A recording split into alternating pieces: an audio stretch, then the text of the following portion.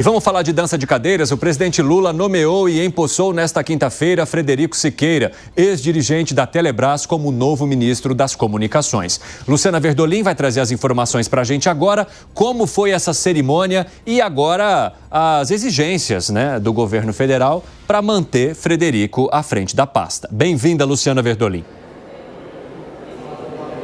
Boa tarde, Cine. Boa tarde a todos. Olha, o nome foi indicado, a Davi Alcolumbre, inclusive, o presidente do Senado esteve ontem aqui à tarde no Palácio do Planalto conversando com o presidente Lula, participou inclusive de um encontro, de uma solenidade, mas antes ficou pelo menos uma hora de conversa com o presidente da República, para evitar qualquer tipo de problema, para evitar que o ministro também, o outro indicado pela União Brasil, desistisse do cargo. Ele só foi formalizado.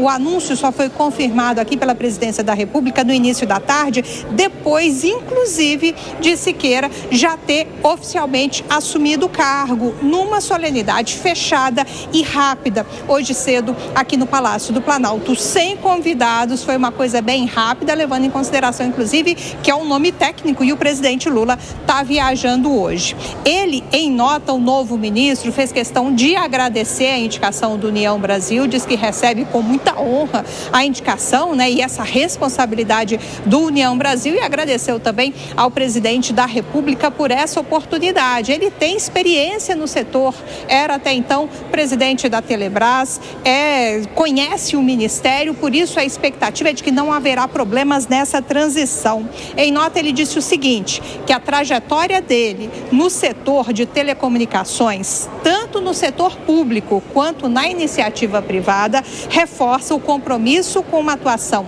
técnica, responsável e orientada por resultados. Ainda de acordo com o novo ministro, ao lado do Ministério das Comunicações, com a Telebrás, ele sempre manteve uma parceria sólida, teve a oportunidade de trabalhar em projetos que impactaram positivamente a vida de milhares de pessoas e agora, no comando do Ministério das Comunicações, ele diz que assume a responsabilidade de ampliar ainda mais esse alcance.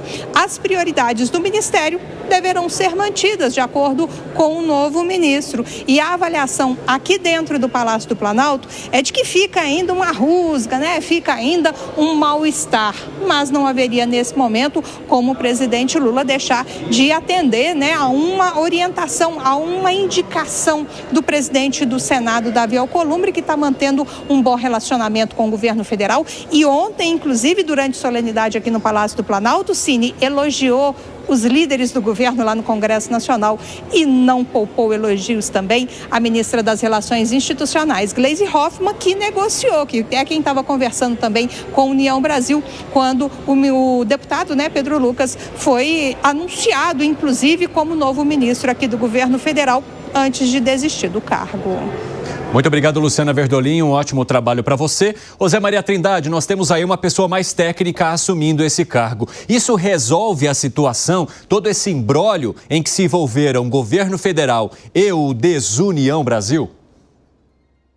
Pois é, isso me pareceu um casamento rápido demais, onde o padre não faz o discurso inicial e pega os noivos e diz, e já que vocês aceitam, considerem, se os declaram marido e mulher, pode beijar a noiva e pronto, Ele foi convidado, confirmado, nomeado e empossado numa sentada só, para se ter uma ideia, ou medo de dizer não, Foi o que aconteceu com o último convidado, O deputado Pedro Lucas, que é um deputado de segundo escalão no Congresso, rejeitou um ministério considerado de primeira linha na esplanada dos ministérios, O Ministério das Comunicações, ele é importante, normatiza, ele lida com as empresas de telecomunicações, existem grandes interesses ali no Ministério das Comunicações e é um cargo muito importante. Não é uma saída técnica, como tenta dizer aí certos setores do governo, é uma saída mais política ainda. Um profissional técnico, engenheiro, da Telebrás, que está acostumado ali com os meandros institucionais e práticos da burocracia, entrando para o ministério, ele está nas mãos de quem o indicou, Não existe nada por acaso na política. É o presidente do Senado, Davi Alcolumbre. E aí ele coloca que nem um ministro que ele vai ter muito mais possibilidade de comando. O que aconteceu? O União Brasil, que você disse muito bem, que é o Desunião Brasil, tem uma disputa muito forte ali na Câmara dos Deputados. E a ideia é de que esse grupo do Rueda pudesse perder a mão na Câmara. Isso é muito importante, na negociação das votações e assim por diante.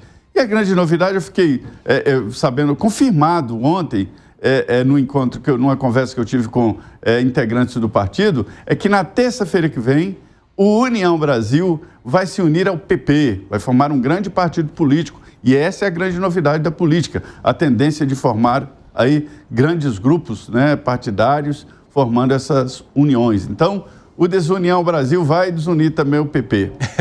Nessa edição, a gente vai trazer mais informações sobre essa federação entre PP e União Brasil.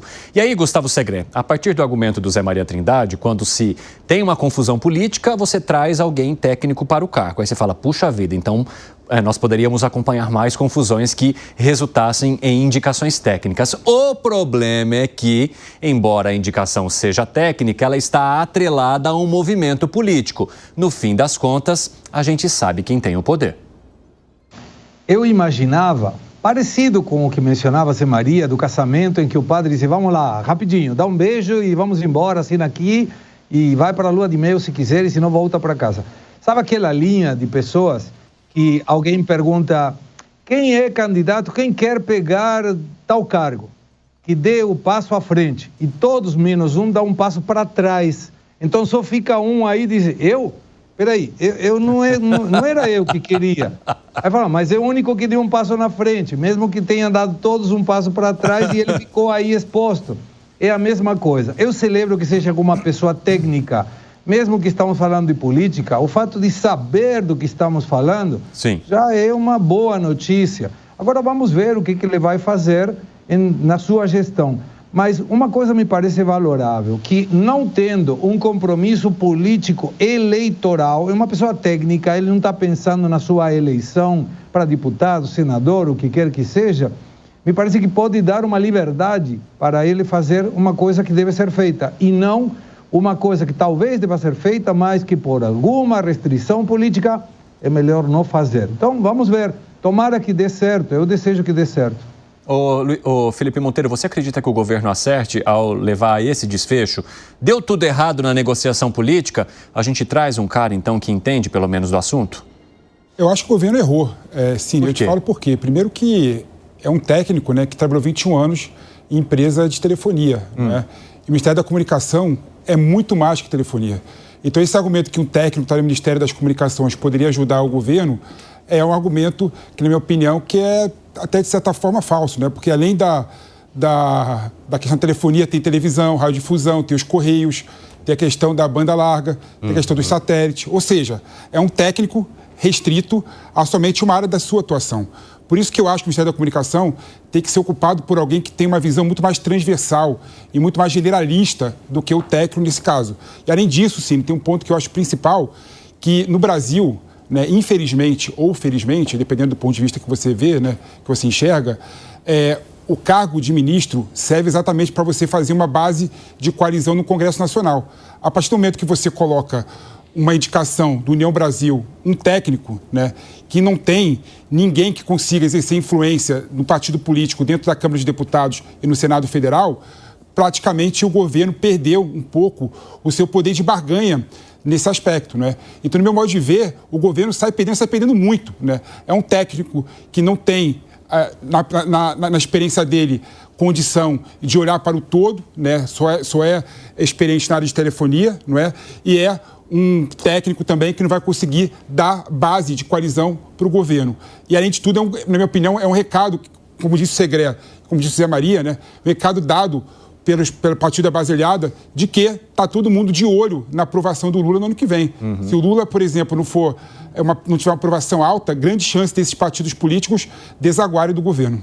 Você concorda com ele, Gani? Evandro, eu discordo da primeira parte do argumento e concordo da segunda parte do argumento do PP. Da primeira parte, pelo seguinte, quando a gente fala de um presidente de empresa, é claro que ele também tem habilidades políticas, né? Eu diria que talvez muitas vezes mais do que um próprio político. E aí eu estou falando habilidades políticas no melhor sentido da palavra, capacidade de articulação, capacidade de enxergar outros setores. Eu digo que um presidente de empresa do setor privado, ele tem mais habilidades até do que um próprio político. Talvez ele não conheça o setor público por dentro, né? As negociações, mas como visão de futuro, como capacidade de inovação, de entender de produtividade, isso eu não tenho a menor dúvida de que um CEO tem muito mais essa visão.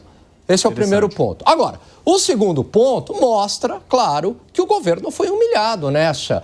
Por quê? Veja, ninguém do segundo escalão aceitou, nenhum deputado de menor expressão aceitou. Primeiro, houve aceitação por parte, esqueci o nome dele, Pedro Lucas. Pedro Lucas. Pedro Lucas aceitou e depois ele recusa. Então é uma humilhação, claro, para o governo federal. E isso mostra que hoje os deputados, eles não estão muito mais preocupados em ter um ministério, Evandro. Por quê? Porque por parlamentar, de emendas, você tem 30 milhões de reais. E se você for lá do baixo clero? Não precisa mais estar no primeiro escalão para ter acesso a esse dinheiro. 30 milhões? Então, assim, você ficou muito empoderado. Imagine um deputado, né, da alta liderança, com mais comando. Vai ter muito mais poder. E aí ele fez um cálculo político, evidentemente, de que compensaria muito mais a recusa do ministério, porque aumentaria a probabilidade da sua reeleição.